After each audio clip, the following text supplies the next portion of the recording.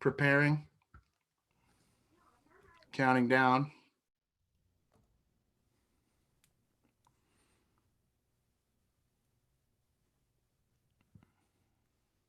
I think it says recording on my end.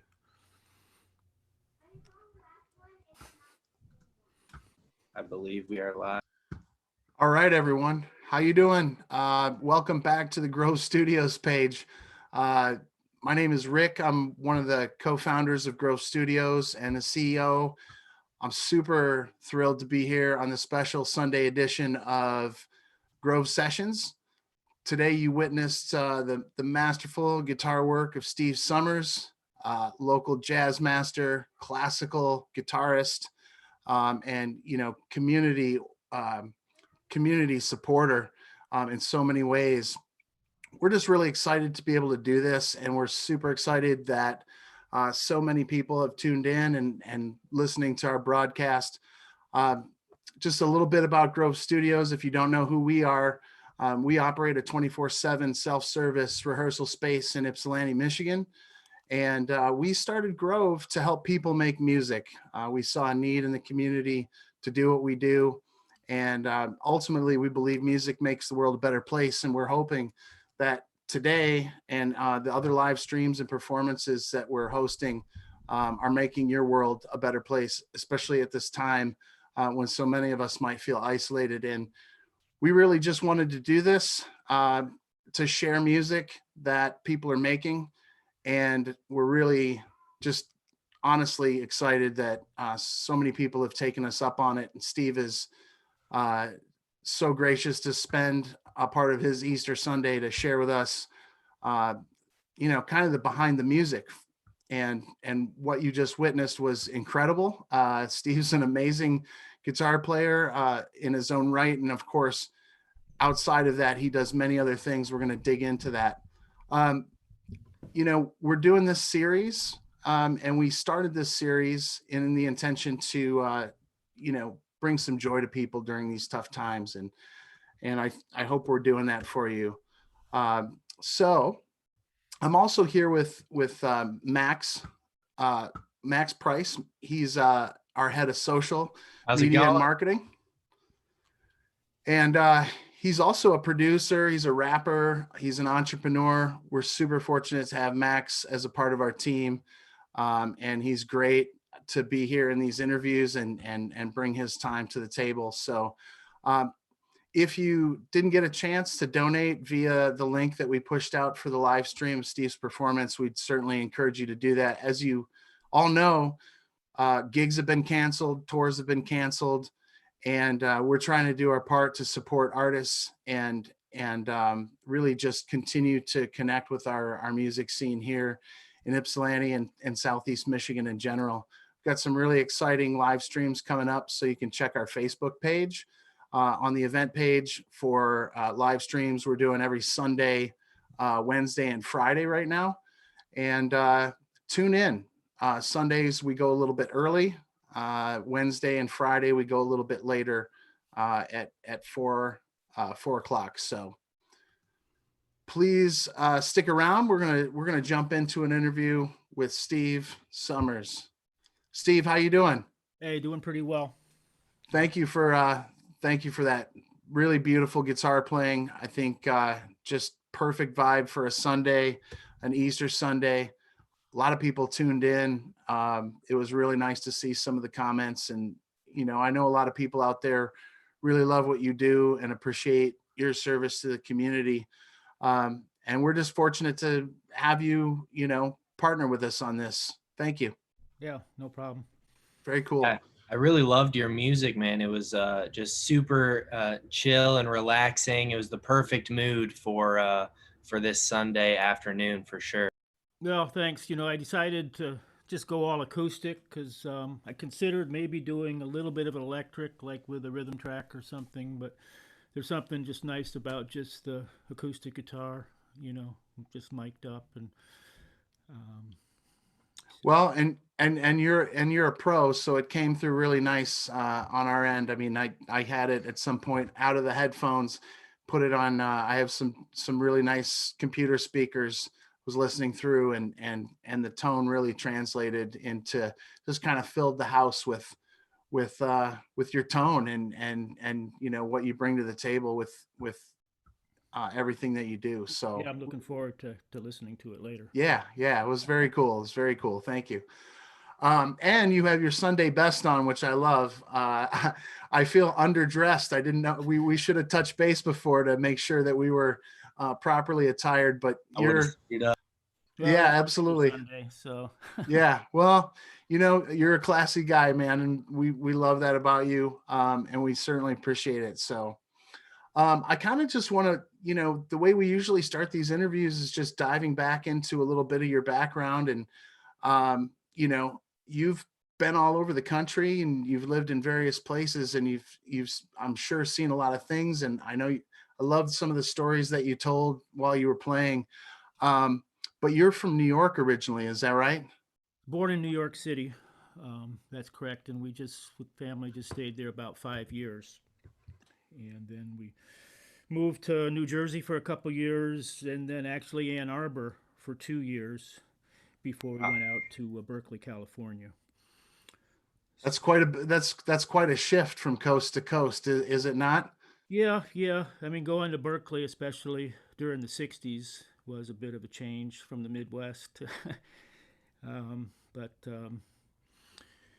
yeah, I mean, there was a lot going on in California at the time in late '60s. A lot of good music, so I got some good exposure to music at that time. So how old were you when you left New York and ended up in California, in Well, I left Berkeley? New York at age 5, and then New Jersey for 2 years, and then Ann Arbor for a couple years. So probably was like 8 or 9 by the time I got to California. Okay, I okay. really grew up basically in California. And your father was he was a professor, is that right? Is that why you guys moved primarily? Yeah, yeah, yeah. He worked at taught at U of M for a couple years, and then out at UC Berkeley.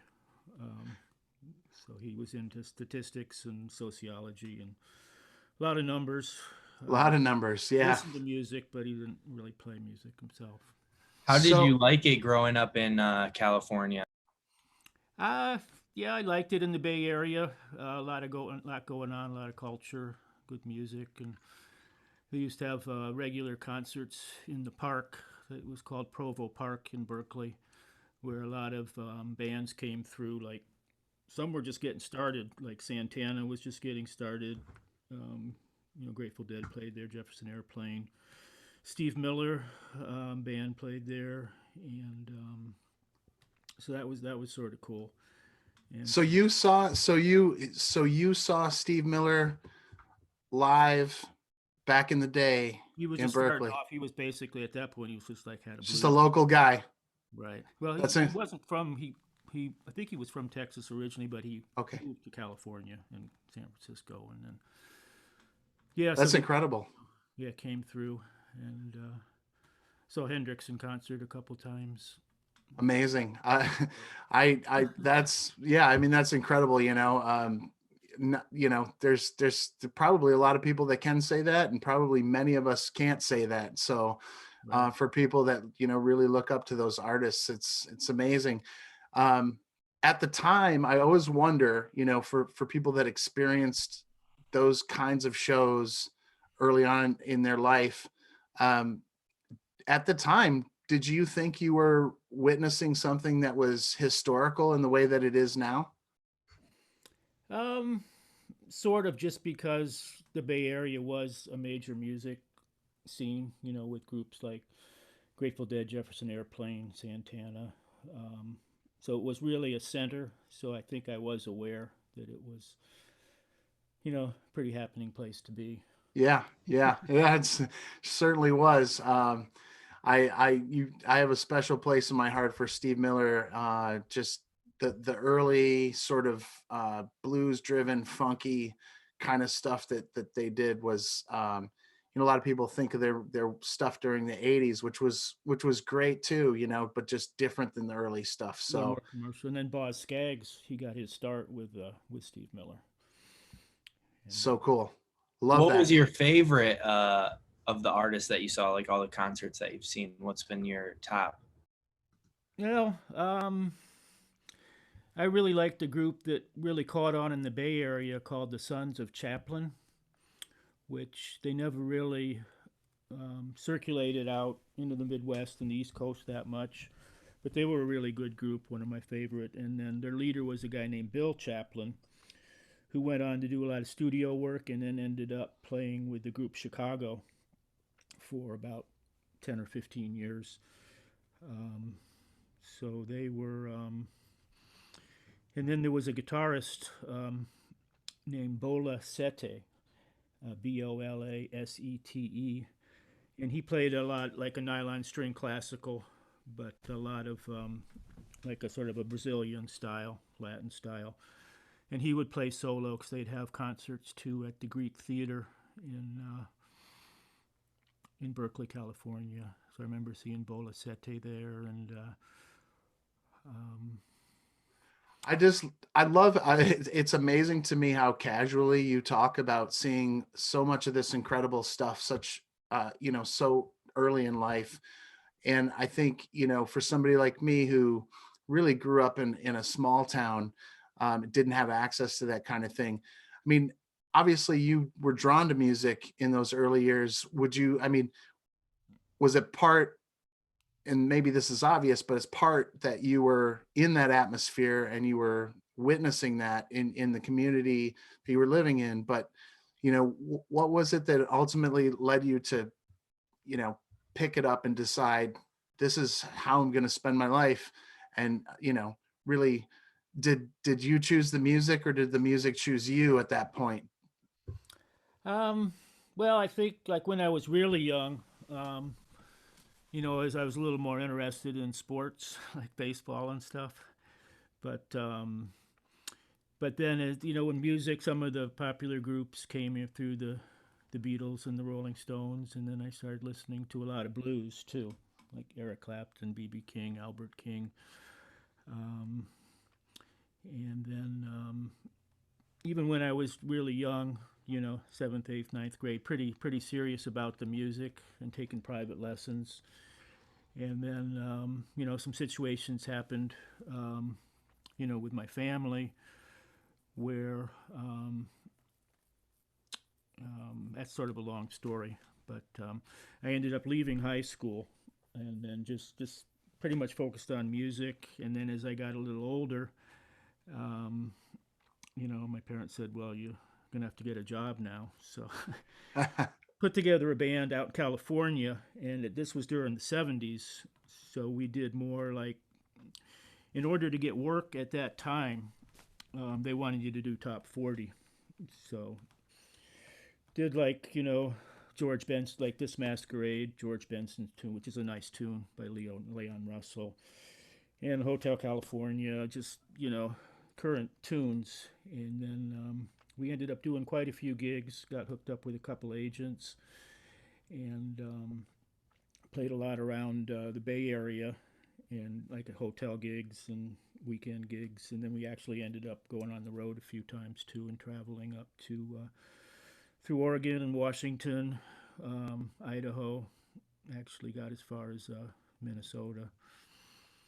So I always sort of wanted to stick with the music. And then when I came here, because I had lived in Ann Arbor a couple years before, I did some traveling, went over to Europe, came back, and then I ended up in Ann Arbor, staying here for a while. And then I got hooked up with Nelson Amos, who's the classical guitar teacher at Eastern, and just started getting more, because at that point I'd done mostly jazz and blues, rock style. But at that point I was interested in more studying classical because it was something new, and then started attending EMU at that point and ended up sticking around just because. And what year was that approximately when you? Approximately 1980, I Okay. started at EMU, Okay. and then And that's like a perfect segue because I came to Ypsilanti in '94, okay, and I was, coming to the area, one of the things that drew me coming from a small town, I'm from Denver originally, but coming from a small town up in the Thumb, I couldn't wait to get out of the small town. And Right. what I knew about Ann Arbor was that there was a music scene here. And, you know, being a kid that was into music and had aspirations of my own, I was drawn here. And I have a really early memory of coming to Ipsy and going to TC Speakeasy. I don't even know if I was 21 yet. I don't know if it was for a show or whatever, but I remember seeing your band play at TC's.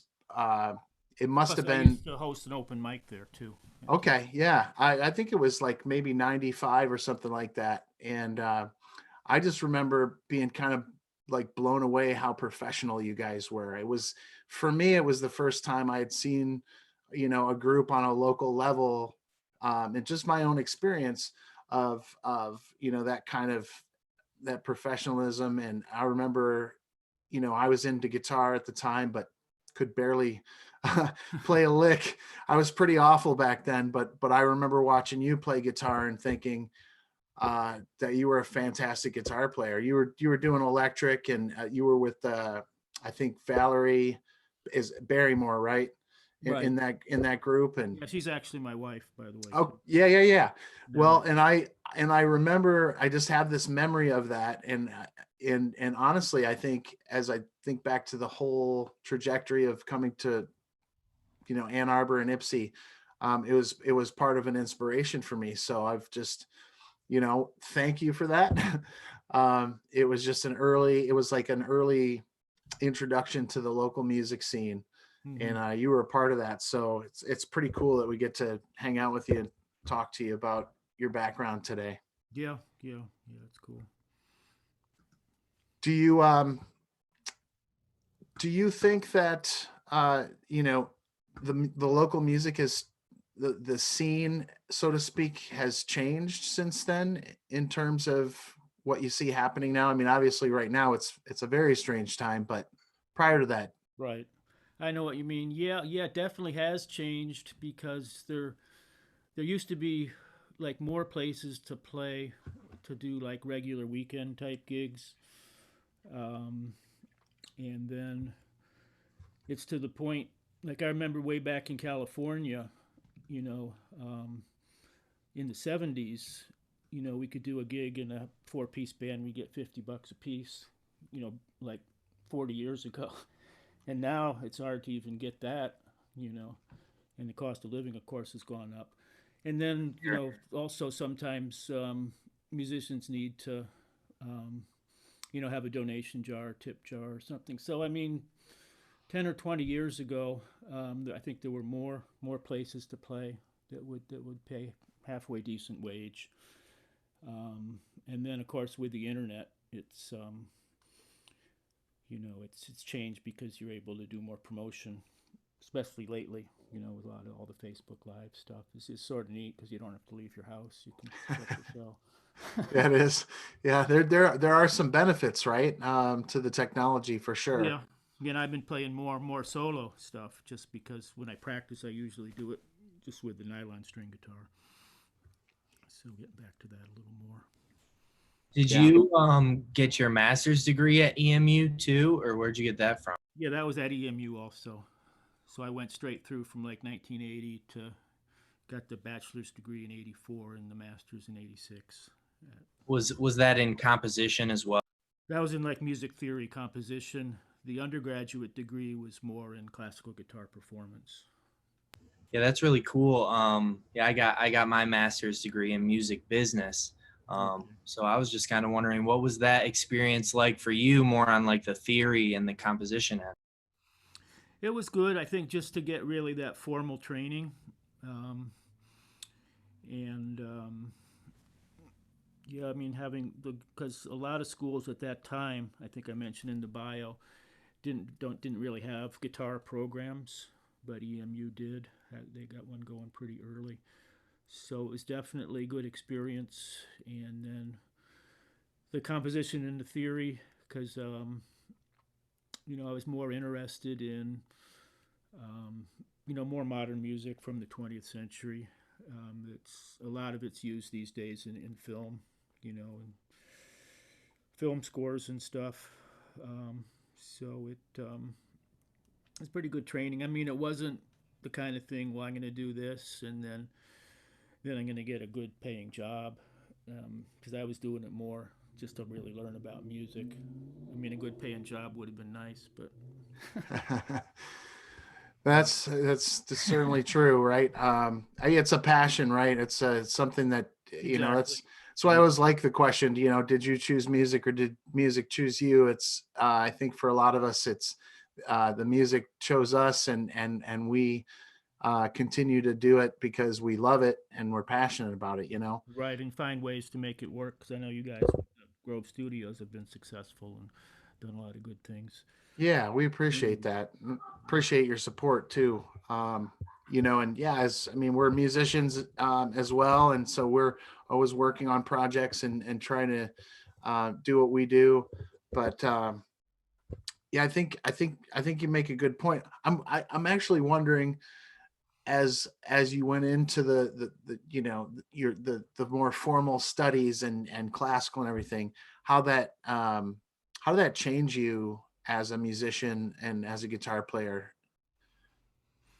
Well, one way in just learning more about composition and studying composition in jazz. Lots of times you're doing stuff sort of on the fly where you're improvising. So by having more and more training and more ideas,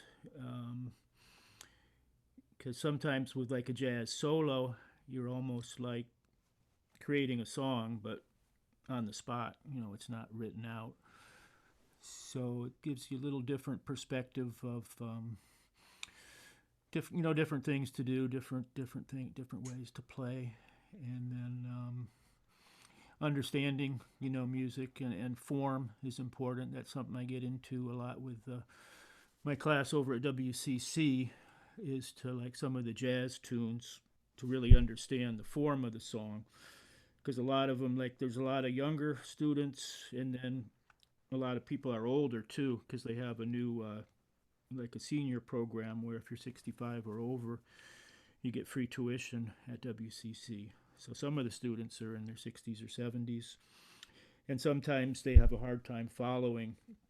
If the song is somewhat complex, like it might have two verses, a bridge, a verse, and then another like interlude, and then that's repeated over and over, but you have to keep track for the form of the song. And a lot of classical music has fairly sophisticated forms also, with different sections, and then a recapitulation comes back to the. So it's definitely helped overall.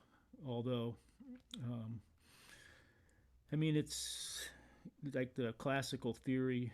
Um, some of it. I mean, if you want to play a blues solo, then you don't really need any education at all for that. Yeah, yeah, So yeah, it does sort of tie together, especially with where I do a variety. I do classical, I do jazz. Sometimes I do more blues, or even with Valerie, she has a funk project, so it's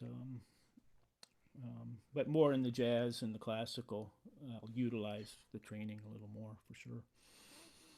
yeah. So in terms of over there at WCC, I mean, how long have you been with WCC now? I've been teaching the jazz combo class and a guitar class on the main campus for roughly 6 years, about 5 or 6 years. But I have in the past I've occasionally substituted over there, and I filled in for one semester, so a little bit off and on. And then I also have been teaching a guitar class at the Park Ridge Center on the south side, which is like a community center, Yep. and that's sponsored by WCC. So I do have a plaque on the wall that says 17 years of service at WCC. Wow. So I guess they were Yeah. including the Park Ridge community service, but about 5 or 6 years doing the jazz combo. Yeah, Very I think that's one of the things that we really appreciate about you is that you've taken this passion for music and you do things in the community. I know you also support the Ypsilanti Youth Orchestra, and Mhm. you're gigging with those guys all the time. And honestly, some of the best talent. I mean, when we were doing those things over at the Riverside Arts Center, seeing some of the young guys come out, young guys and girls come out that you've been working with and mentoring, and seeing some of the incredible talent that's around here, and having known who you are for a long time, and having seen you back in the day, and the 90s, and playing in bands and stuff. I think it's really incredible how you stuck with that passion, and you've turned it into this way that you support the community and some of the talent. um, Obviously you're you know involved in the university. You went to Eastern and everything like that. Was there a point where you kind of made a decision to say, I'm going to do more of this community oriented stuff and support the community? I mean, what I guess the question is, what drew you to kind of go that route? Well, I think it's partly I have had the company called Alley Records, which our main thing was we did a lot of CD. I think I worked with your band a couple You times. did. That's right, for sure. So we pressed up a lot of CDs, and that was sort of really a thriving thing from roughly 1999 up until maybe 2007. We were pretty busy and really doing pretty well as a business. Like we grossed sometimes like $1 million a year for the business. Of course, we didn't make that much profit, but Yeah.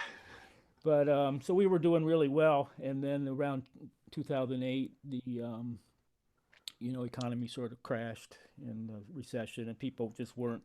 And then all the MP3s and the came in where people didn't need. I still do CDs now occasionally, like people like I don't know if you know who Josh Ford is. He's a Motor City Josh out of Detroit and doing his CDs. And he was out of it for a while. Now he's getting back into doing shows, and he's actually selling quite a few CDs. So people still do that. But then after that, when the recession hit there, I sort of got away a little bit from doing as much with the Alley Records because it was taking a lot of time just for the business end, and I wanted to get back to the music. And I wanted to get back to not only doing my own music, because sometimes with Alley Records I was so busy making other people's CDs I couldn't do my own. So I just wanted to get back to the music, and then I had gotten a little bit away from this. I wasn't playing as much, and I wasn't teaching as much, but I wanted to get back to my own music. And then I got in touch with Ypsilanti Youth Orchestra people, and they because my kids, actually I have three daughters, and I got them involved with the Ypsilanti Youth Orchestra because my oldest plays flute, and then the middle girl played clarinet, and the youngest plays keyboards. So they were involved with the YYO jazz ensemble, and then so I ended up. They asked me to teach the class. It's like a class, so got going with that, and then at WCC. Jazz guitarist by the name of Johnny Lawrence. I don't know if you know of Johnny. He's a really good jazz guitarist, but he was teaching the jazz combo class, and he decided to retire about 5 years ago. And he knew that I was involved with teaching young people and the YYO, and they needed somebody right away for a spring semester at WCC because the teacher that they had lined up took off on the road to do a gig or something. Couldn't do it. So I was available and started doing it, and it sort of caught on well. Students liked working with me and stuff, and then we have like a WCC. We sort of had have a faculty band over there. It's sort of like a house band where there's a really good drummer from a different department, and then we do events at WCC. So we've been able to keep that going, and we'll do performances if they have like a graduation, or they also host the GED graduation, which WCC supports, and then they want us to play for that. So sort of got into it that way, and I wanted to get back to my own music and spending more time. And even now, I want to spend more time writing music and working on my music. And then the kids are getting a little older, so. Actually, I went to WCC. I really enjoyed my time there. Okay. And with my master's degree and everything, I've thought about teaching in the future too. How has teaching influenced you? Have you enjoyed your role there and teaching with the youth orchestra? Yeah, definitely. I mean, I've always done private lessons a lot, and then teaching at a college can be there's sometimes a lot of politics involved. Um, Even at the WCC, we had a large performing arts department, which included um, the audio classes.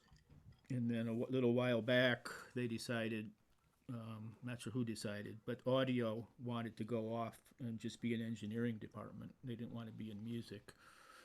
So they split it up, and then there were several teachers that didn't have degrees.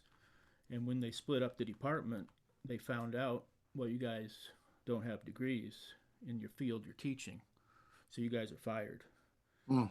Oh no. They had been there for like 10 or 15 years, sort of sliding by in the music department because they had good experience, but then a lot of the bigger schools, in order to get funding, they're sort of cracking down. They want the teachers to have a degree in the field they're teaching in, rather than just sort of a fly by night.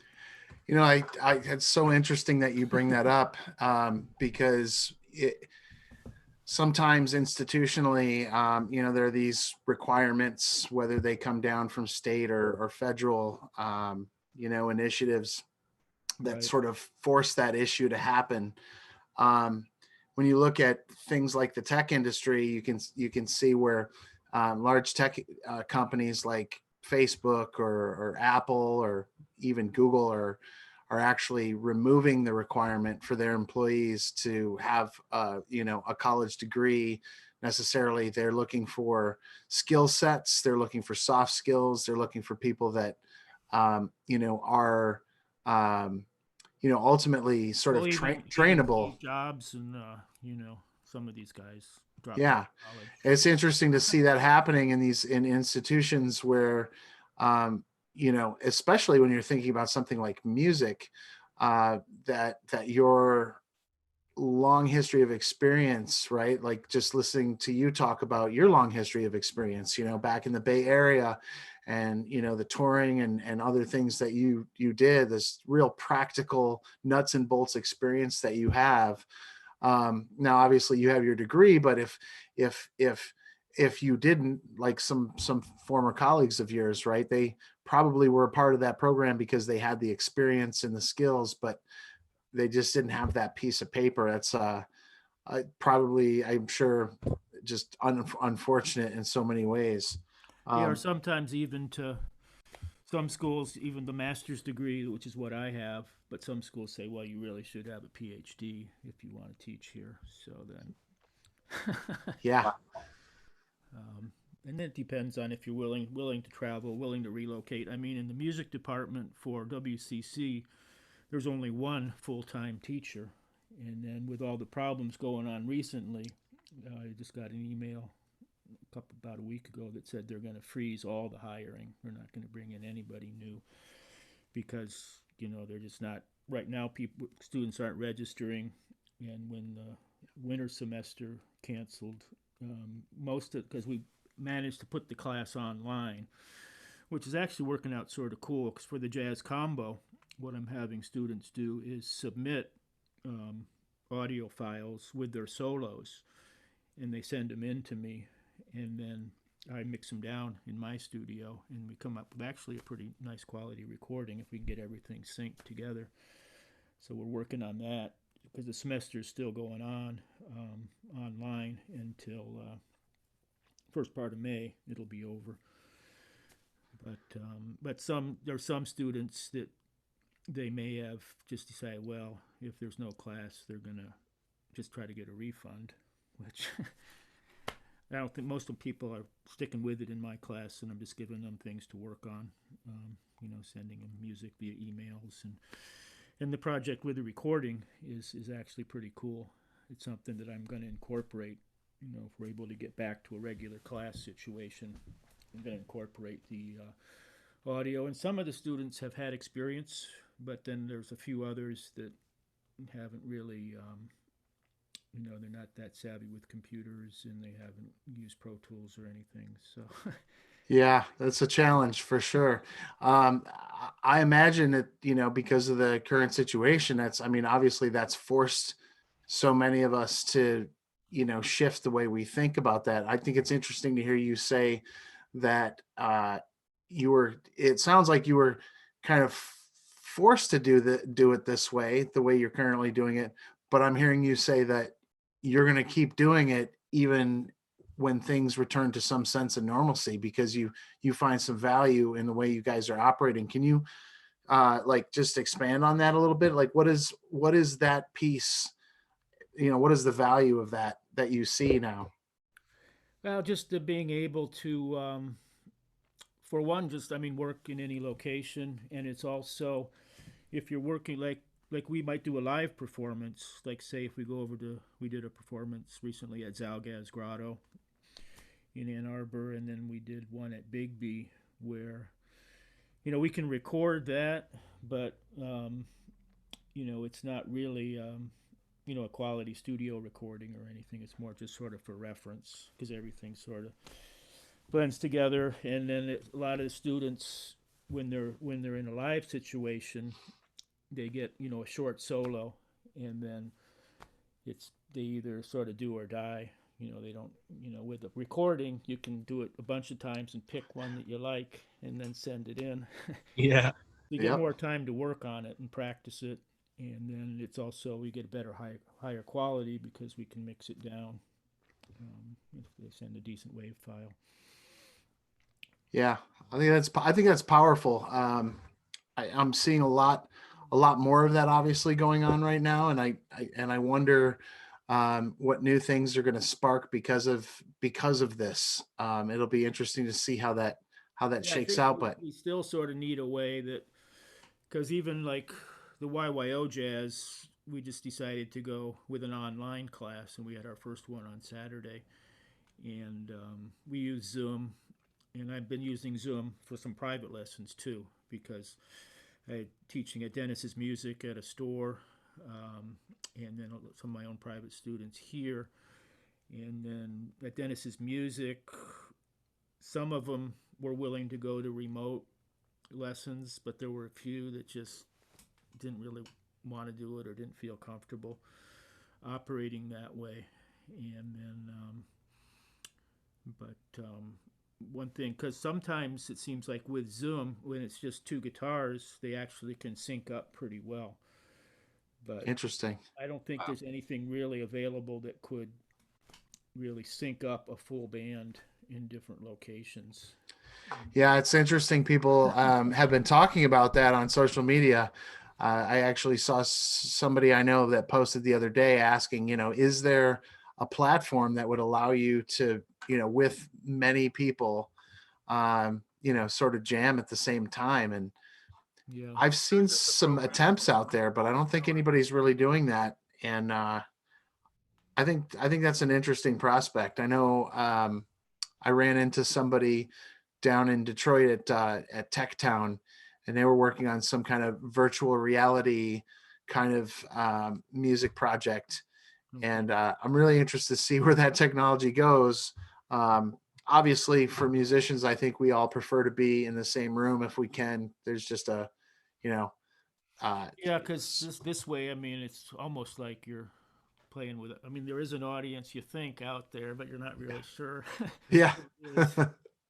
Well, you're not getting that feedback, that live, you're not seeing people smile, or you're not hearing the applause, or it's it's a challenge, I think. Imagine as a performer to do that. And I admire solo performers. I don't do a lot of that myself. So, watching you play today was, I have admiration for that. I'm the side man pretty much in every situation. Hmm. So, I know that that's hard because I have been solo before, but, uh, I admire the acumen that it takes to get that done, and for an entire hour, no less, playing complicated pieces anywhere from jazz to classical. I mean, you played some pieces that were really incredible.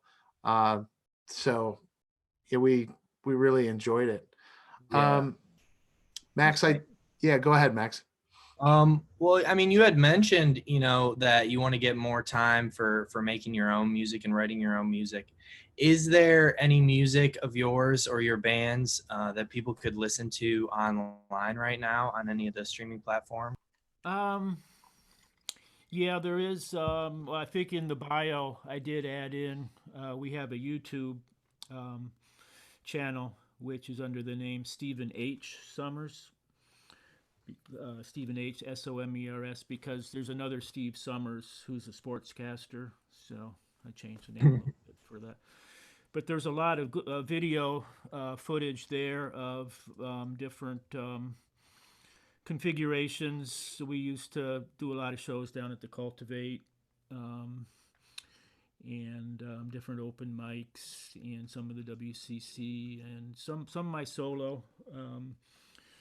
I wrote several pieces for classical guitar about 5 or 6 years ago. Some of those are on the site. So that YouTube site is a little more current. We do have a website for alleyrecords.com, but that site's a little older, and that's more geared towards the music production type stuff. Yeah, we'll make sure and post that link to the YouTube channel. I did add that on there. It's on the bio. Oh, okay, yeah. Great. No, we're gonna make sure that we post it in the chat Okay. as well. So Yeah, because there's a lot of good videos that sort of show working with the youth groups, and then some of my own band is on there too, and different footage. With all this different, music that you're doing with other people and by yourself, what is your practice routine like? Do you, put in time every day towards practice?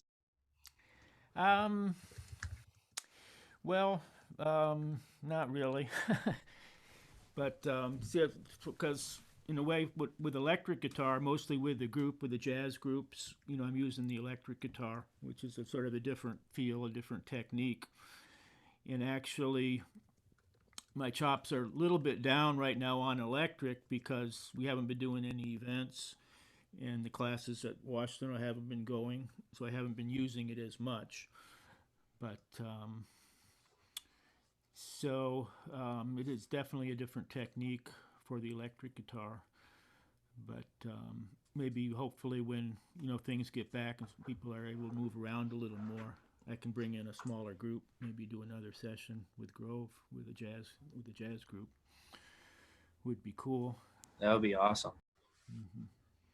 I think we'd really love that. I think as musicians, I think we're all fans of many different genres.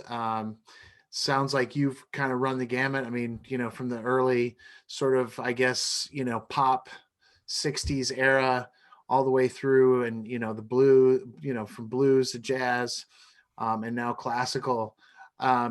Is there any genre of music that people would be surprised to know that Steve Summers enjoys?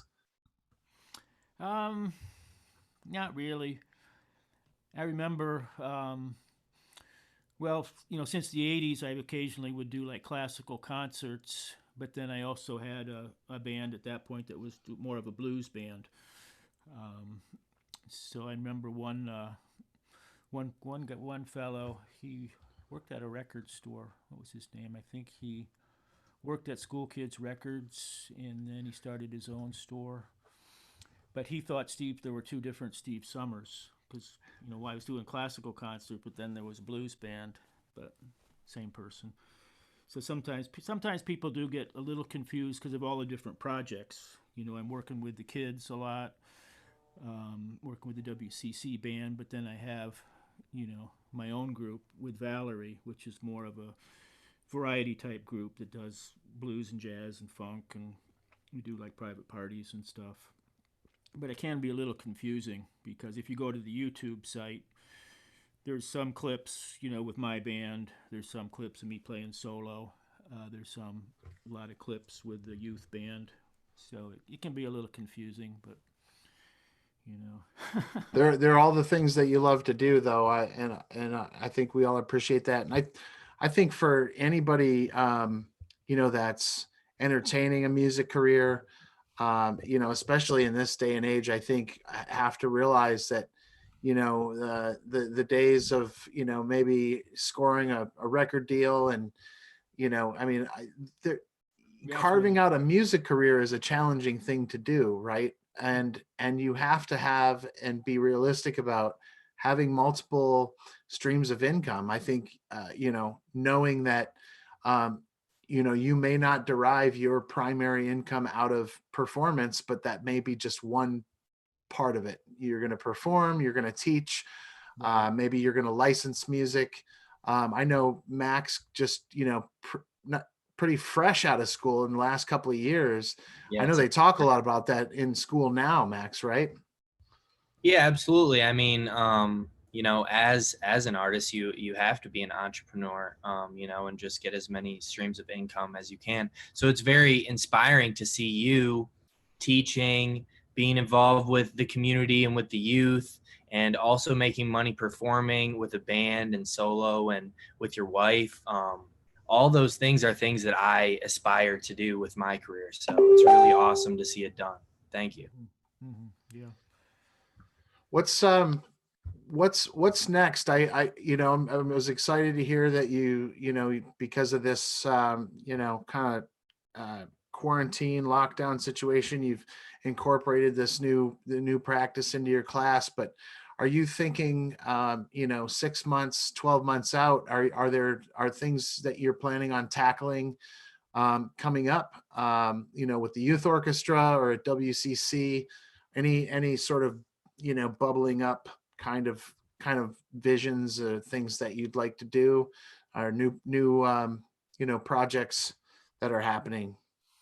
Yeah, I mean, just beefing up the online stuff is definitely because right now we had a spring class for the jazz combo that was scheduled, but then the school just went in and just sort of at a whim, if it was like any kind of workshop type class or had lab class or something, just canceled all those classes. But fortunately, the winter class is still going, and we've managed to go online. And then a lot of my private students, some people, they've lost their job, so they can't afford to take lessons anymore. But I am doing pretty well getting used to the remote teaching online. So, it's sort of taken a hit, but it's not as bad as it could be. It could be a lot worse if they, just all of a sudden lost the job, lost all the students, lost everything. Yeah. Well, I imagine, if we didn't have this technology, I mean, it's incredible, but just from an audio perspective, I mean, you could be sitting right here with us. I mean, having a decent microphone in front of you, and the technology kind of enables us to do this a little bit.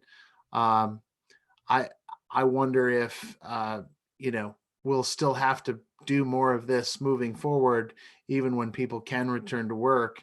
It might be that this might be a little bit part of our reality. I mean, in a lot of ways, it's good with the streaming because, like, I can check out and support, a lot of different artists, whereas I don't have time to go out and go to all their shows. So in a way, it's it's fairly convenient. And Yeah. No, definitely the case. I think it's helping a lot of artists too, get some exposure online, artists that weren't really doing a lot of live streaming before, but now, they're doing it because they see it everywhere, and it's helping a lot of people gain Yeah, and a lot even of with the guitar, like the classical guitar, it's such a quiet instrument. If I try to do it at an open mic, there's just too much noise. But this way, it's a quiet environment, and I can just play the solo guitar, and then people can appreciate it. And I don't have to worry about if it's a restaurant or something. People are making noise with silverware and stuff, and unless it's an actual, like we do sometimes for my students, I'll do like a student recital, usually 2 or 3 times a year, and then that's more conducive to really sitting and listening. But a lot of the other coffee shops and restaurants and stuff for gigs, it's more background music there. So people aren't really paying attention often.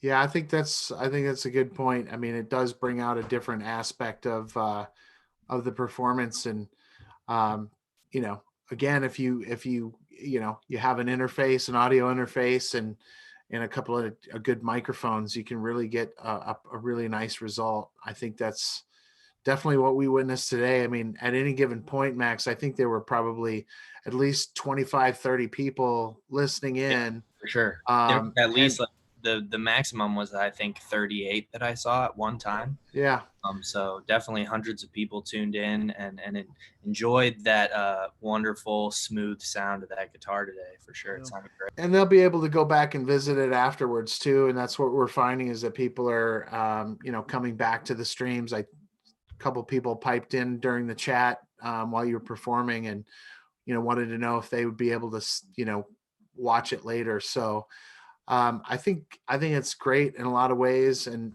I think on Grove Studios' behalf, we've really, as hard as this has been for us to shut the studio down temporarily and not have that in-person thing going on, we've really liked connecting with people in this way. And I think, like you, what you discovered is, hey, we should keep doing this afterwards. And it might look a little different. We might be, at the studio and streaming it live, but I think we're going to keep doing it because we love being able to sit down and learn more about people in our community and everything that you're working on. I think you're doing some incredible stuff. And like I said, your inspiration for me goes back to the mid 90s. And to know that you're still here in the community and seeing you doing the things that you're doing, I know that the community appreciates what you do. I know that Grove Studios appreciates it, and we're just really thankful that you took the time out with us today. Um, is there anything, kind of like in tying up here that you want to share, with the community and anybody else that's watching in terms of, what we should have to look forward to? I know things are a little bit at a stalemate right now because of the situation, but, just recap a little bit, the Ypsilanti Youth Orchestra and courses that people have an opportunity to take part in over at WCC. Right, right. Yeah, well, the Ypsilanti Youth Orchestra, we've that's more geared towards pretty much high school age students, and we've just taken it online, so we're getting used to that. But we had our first session on Saturday. That went pretty well, and the jazz ensemble for the YYO does usually go throughout the summer. So I'm looking for them to do more a recording project, sort of like what I've been doing with WCC, where they can submit some files and put them together, so we come up with a recording. But at that particular class, we really worked on just analyzing one jazz song and going through the chords and figuring out, because a lot of in jazz we'll have like this one particular song started off in the key of A flat major, then it went to C major, then it went to C minor, then it went to G major. So you're changing keys fairly rapid pace. So that takes a little. It's not like just key of A blues. You're moving around a little more. Yeah. So with that, and then I did something actually with my daughter on Friday. We did a little Facebook Live So I'm thinking with Alley Records, I'd kind of like to do something similar to what you guys are doing, where I bring in a guest, and then they do a set, and then we do an interview to find out more about the artist. Because I think Very cool. the interview part is, I think, definitely a plus because people like the music, they like to hear the music, and especially if it's live. But then they want to find out a little bit more about the actual person that's doing the music. And then with WCC, same kind of thing. Try to gear it more towards if the recording, have that part of it, and the online presence. So if something does happen, because this whole thing, I mean, I think it's just the magnitude of what happened wasn't really expected.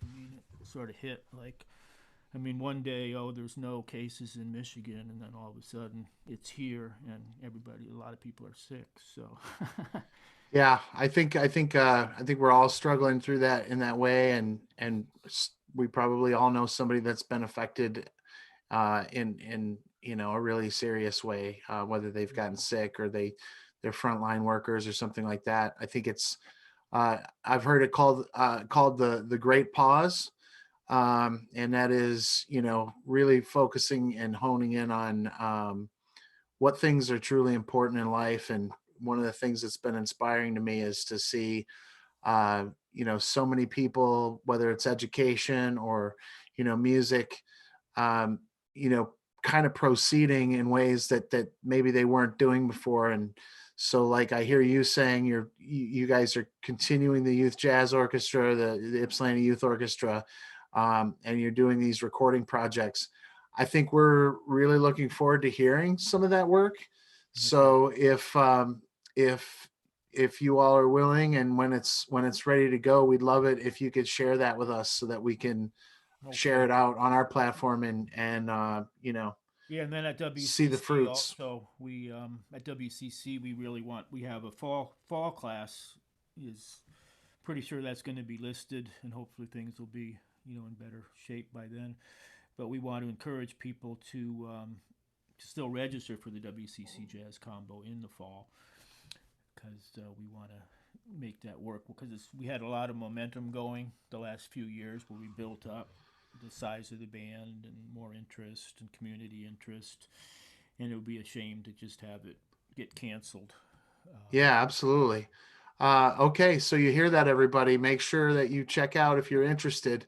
WCC's got an opportunity to get in there and play with some really amazing musicians, and obviously have Steve Summers as a mentor, with just a ton of experience in the music business, and jazz and classical and everything else. Super, super cool.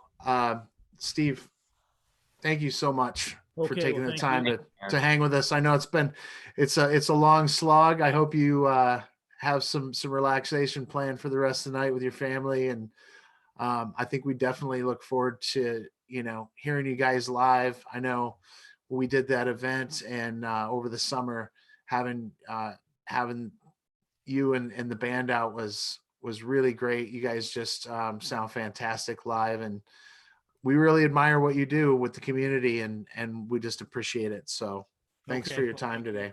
Yep. Max, are you good? Are we? Yeah. I mean, Yeah. we really Okay. appreciate you coming on and performing, man. It was really amazing. I know tons and tons of people online really enjoyed it. You brightened a lot of people's day, Yep.